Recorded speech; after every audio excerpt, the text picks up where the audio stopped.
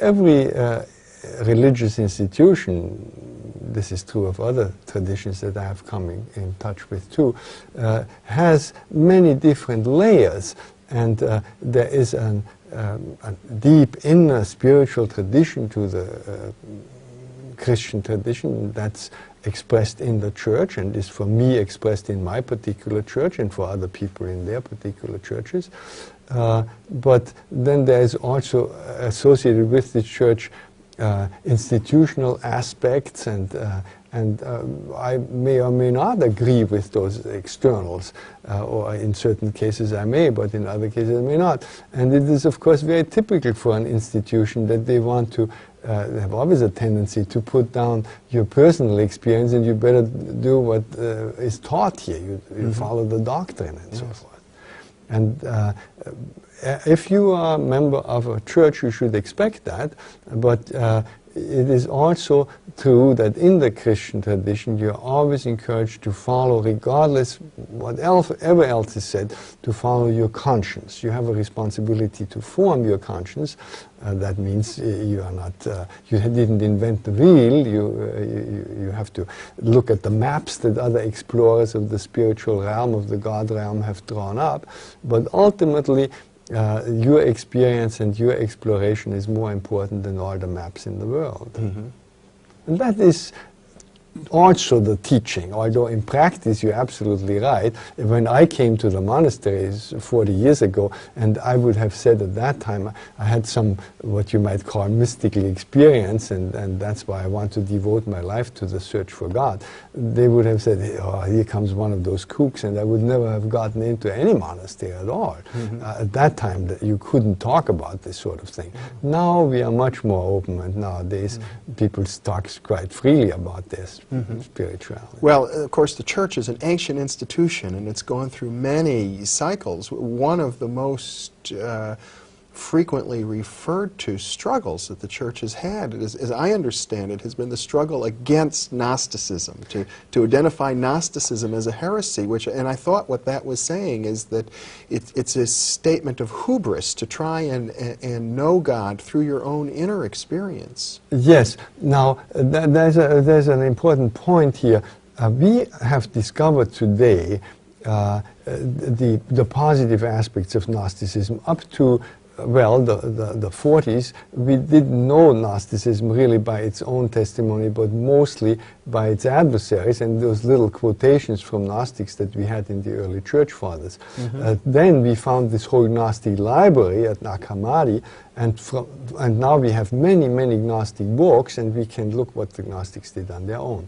But one has to make, and there were many good things, and the Christian tradition was impoverished by eliminating them, but there were also many things that we would not want to identify with today. For instance, the Gnostics had a very poor notion of the body. The body was really bad, and only the mind was good, and that's something that we wouldn't want to identify with today. That's just one of the elements that people don't stress so much.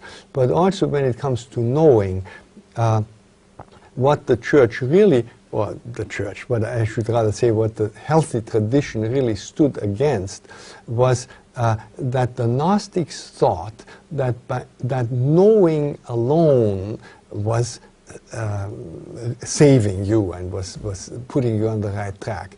And what all the great saints and spiritual masters say is that knowing is a great help, but then you have to put that knowledge into practice. It's not just the knowing, it's the doing. So it was not a matter of rejecting the knowing, it was rather rejecting a knowing that separated from the doing.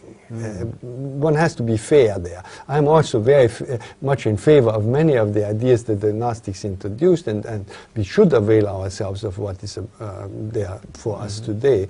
But we have to be careful. There were also some things that we would not like to add. Well, I think I'd be putting you in a very unfair position to ask you to defend every practice that the Church has engaged in historically.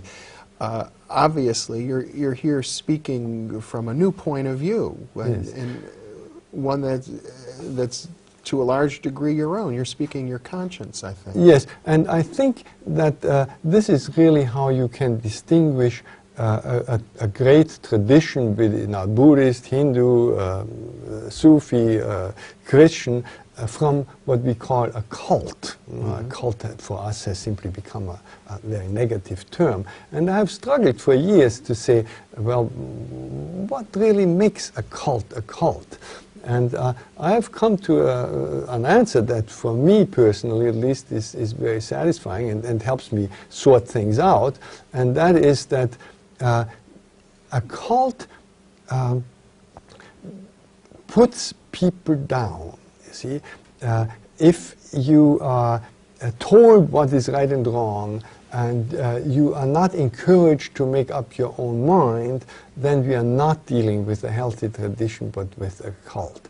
And if and one thing about all the great traditions, as I said, Buddhist, Hindu, Christian, that is noticeable throughout history is that when they were healthy, they built people up. They helped people eventually stand on their own feet and make their own decisions and come to their own conclusions.